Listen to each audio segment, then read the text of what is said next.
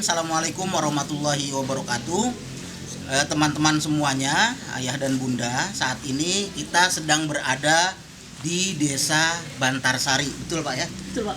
Desa Bantarsari, ya. Dan di sini desa yang cukup terkenal. Kalau saya taunya lewat YouTube saat itu, ya, lewat YouTube. Konon katanya ada peneliti Jepang lah, ada banyak bule yang datang ke sini. Tapi sebenarnya ada apa sih di Desa Bantarsari? Nah, saat ini saya sama Pak Yahman, ini ada juga Bapak Lurah Bantarsari. Assalamualaikum Pak. Assalamualaikum warahmatullahi wabarakatuh. Iya, Pak boleh perkenalkan diri dulu Pak. Bapak namanya siapa? Sejak kapan menjadi lurah? Iya, baik. Assalamualaikum warahmatullahi wabarakatuh. Saya nama Lukmanul Hakim, Kepala Desa Bantarsari. Saya lahir di sini juga Pak, di Bantarsari. Di Bantarsari. Orang tua juga orang Bantarsari. Kakek nenek juga di sini. Pribumi asli berarti Pak. Pribumi asli. Iya. Asgor, asli Bogor. Asgor, mantap. Ini putra daerah berarti. Nah, iya. daerah. Kemudian saya awalnya jadi guru Pak, guru SD. Guru SD. Di Sekolah Islam Terpadu Umul Quro. Umul Quro. Sama Benda ini Bogor. Iya. Setelah itu saya kemudian ke Freeport, ke Papua Pak. Wow. Iya, ke Papua. Nggak lama sih di sana. Setelah itu saya diajak ke DPR, jadi asisten anggota DPR. 4 tahun di sana. Tiba-tiba 2013 akhir ada Pilkades. Di Bantarsari. Ada pemilihan kepala desa. Iya. Saya diminta, dong jangan nih. Waduh, saya bilang, saya nggak punya latar belakang kepala desa gitu ya. Bapak juga bukan tokoh. Itu siapa itu yang biasa. meminta untuk mencalonkan jadi kepala desa itu siapa? Iya, beberapa masyarakat lah yang Beberapa datang. masyarakat. Pak, kita tuh ingin ada perubahan Bantarsari. Ada pada sosok bapak. Masa saya bilang, tuh, apanya saya bilang kan begitu.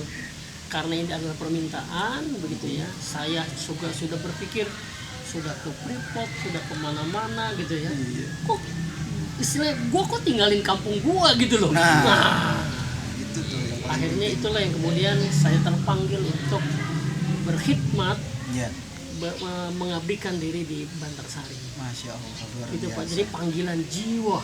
Iya. Ingin kan dulu Bantarsari, siapa sih yang kenal Bantarsari dulu Pak? Nggak ada yang tahu. Iya. Saya aja baru kenal sekarang. Iya. Dulu tuh desa kami desa tertinggal Pak. Iya. Desa IDT gitu. Nah, saya ingin kemudian bagaimana membawa nama desa ini, ya paling tidak orang tahu lah ada di map gitu ya. Ada di Mbah Google gitu ya. Iya. Paling tidak itu. Nah, Bantarsari ini sejarahnya gini Pak. Desa kami ini adalah pecahan dari desa Bantar Kambing. Oh, Bantar Kambing. Dulunya. Dulu ada Ya. satu desa Satu dengan desa Bantar namanya Kambing. Bantar Kambing. Iya. 1985 itu dipecah menjadi 2 desa. Dua desa. Desa Bantarjaya dan kami desa Bantarsari. Oke. Iya. Pemekaran wilayah Pemekaran. Iya. Tapi nama Bantar Kambing masih diabadikan. Ada namanya, tetap di mana? Di angkot. Oh iya, Wah, betul. kalau Bapak ke Merdeka, Iya, kota iya. Bogor, itu ada angkot Merdeka Bantar Kambing. Iya, betul. Kata apa namanya supirnya, Pak Haji Kambing. Iya, saya kambing. Itu gara-gara Bantar Kambing Kambing, ya. kambing itu. Bu Haji kambing juga. Iya, saya juga kambing. Jadi dia senang disebut kambing gitu ya. Iya. Kemudian kata supirnya, apakah yang ada dalam angkot ini kambing semua? Jawabannya iya. Gitu. Iya. Sampai segitunya Pak. Iya. Kalau iya berangkat ke jurusan Bantar Kambing. Saya marah Pak waktu Iya, itu. marah pasti. Pak kambing. Pak, saya bukan kambing. Itu dia Pak. Jadi nama Bantar Kambing melegenda gitu ya. Di mana? Di angkot gitu. Jadi namanya tetap ada, tapi desanya sudah tidak ada. Desanya sudah Bantarjaya dan kami Bantarsari. Nah, kepala desa di Bantarsari sudah 3 kepala desa. Saya yang keempatnya. Yang keempatnya. Yang keempatnya kepala desa. Sejak 2014 saya dilantik oleh Bupati, ikut kontestasi Pilkades, ada 4 calon waktu itu. 4 calon. Iya, saya lawan ke petahana kan. Petahana kan kuat tuh. Petahana. Juga lawan nih Pak ya. Gua anak kecil kayak gini kan. Siapa Lu gue bisa gitu? apa? Lu siapa kan gitu. Iya. Akhirnya kemudian ini kan takdir Pak ya. takdir kemenangan Allah memberikan amanah kepada saya lewat masyarakat untuk mengabdikan diri di Bantarsari. Sejak saya jadi kepala desa, saya ingin kemudian merubah Bantarsari menjadi lebih baik lah paling tidak. Yang tadinya tertinggal menjadi berkembang, menjadi maju, pengennya kan begitu. Sampai kemudian inginnya pengen jadi desa mandiri kan. Itu kan target akhir gitu ya. Tapi kan itu berproses gitu. Berproses. Jadi sebelum Bapak menjabat menjadi kepala desa Bantarsari, di Bantarsari ini masih IDT. Masih IDT. Nah itu kok sekarang bisa terkenal kemana-mana sampai ke Jepang, ke Australia. Pak bisa digambarkan nggak Pak ketika IDT dan sekarang itu kalau kita pakai persentase mungkin kejauhan kali ya, mungkin ada keaslian yang masih ada tertinggal nggak Pak di waktu di IDT itu nggak ke sampai sekarang ini Pak? Ya saya kira setiap kita punya kearifan lokal. Iya, punya potensi yang perlu digali. Setiap desa punya keunikan masing-masing. Nah, bagaimana kemudian kita bisa melihat potensi desa yang punya keunikan tersebut untuk kemudian bisa menjadi istilahnya ikon gitu.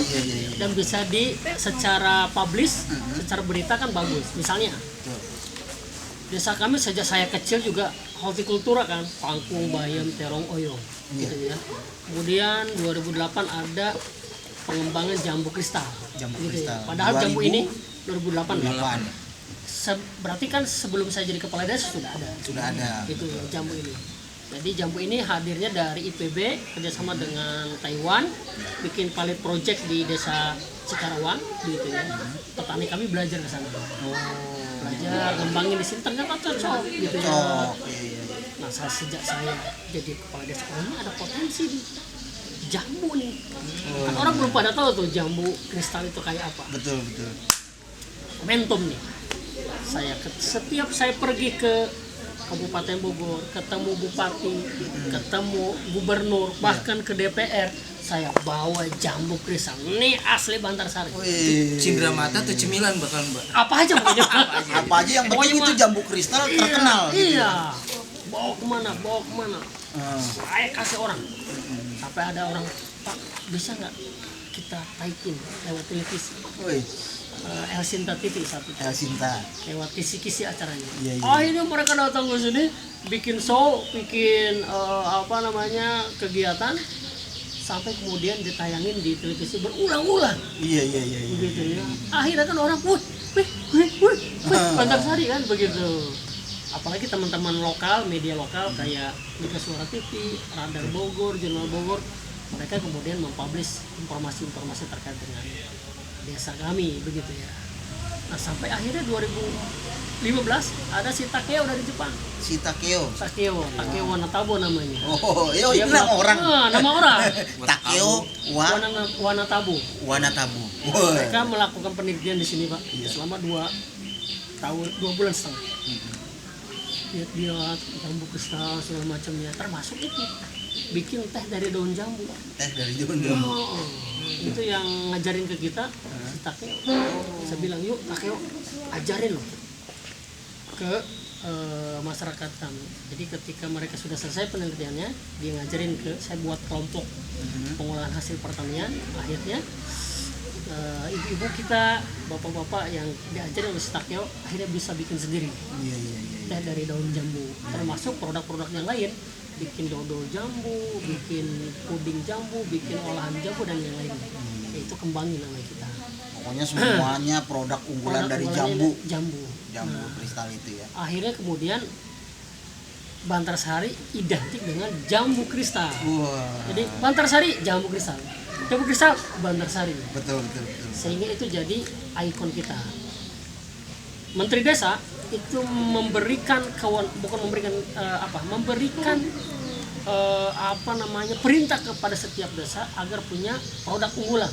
Setiap desa. One village, one product. Saya bilang, ini aja jambu kristal sebagai ikon desa gitu lah, sebagai produk unggulannya. Dan ternyata Alhamdulillah Bupati sudah datang ke sini. Iya. Kemudian kunjungan dari berbagai daerah, dari Kalimantan, Padang, bahkan dari teman-teman kepala desa Papua. Seneng dia datang ke sini. Datang ke sini, ya. Iya, para kepala desanya. Itu jangan-jangan waktu kepala desanya waktu Bapak di Freeport sana kali. Bukan. Bukan. Mereka Beda, tahu ya? informasi dari mana. Tuh datang ke Bantarsari. Oke, saya welcome. Iya. Iya, siapa aja gitu. Termasuk Miss Elin pernah ke sini dari Swedia. Kemudian dari Jerman, teman-teman dari Malaysia misalnya. Guru-gurunya sudah 3 kali ke sini. Guru-guru Malaysia. Malaysia termasuk siswanya. Bawa 300 orang di sini. 300 siswa Datang ke sini ke Bantarsari. Luar biasa, 300 siswa. 300 kebayang loh 300. 300 siswa ke sini. Gurunya bertanding dengan kita bulu tangkis. Bulu tangkis. Iya, jadi bulu tangkisnya Malaysia lawan Bantarsari. Bukan lawan Indonesia. Bukan lawan Indonesia. Lawan Bantarsari. Dimenangkan oleh Bantarsari. Iya. Gitu. Luar biasa nih teman-teman, ini contoh jambu kristalnya dan renyah banget memang. Jambu kristalnya ini renyah banget. Saya tadi habis banyak banget Pak ini jambunya. Iya Pak, Datang. saya pernah di Jambu Kristal kan banyak tuh diperjualbelikan di jalan-jalan kayak gitu. Ini memang rasanya gimana ya? Apa karena memang ini asli asal tempatnya dari sini atau udah di tempat luar sudah terkontaminasi hawa segala macam? Tapi memang beda Pak. Tapi Rasanya memang beda. teman-teman, Iya, ayah iya. bunda, ini rasanya memang beda. Beda banget. Dia lebih apa ya? Nikmat, fresh lah. Susah digambarin Fresh, nih, susah Benny. digambarkan. Fresh, enak banget. Hampir rata-rata orang kayak begitu Pak. Nanya ketika beli ini Iya. jambu asli Bantarsari apa bukan? Mm-mm. Selalu nanya begitu. Itu benar Pak. Karena mereka rasain, bedain sendiri bahwa jamu kristal Bantarsari beda rasanya. Iya.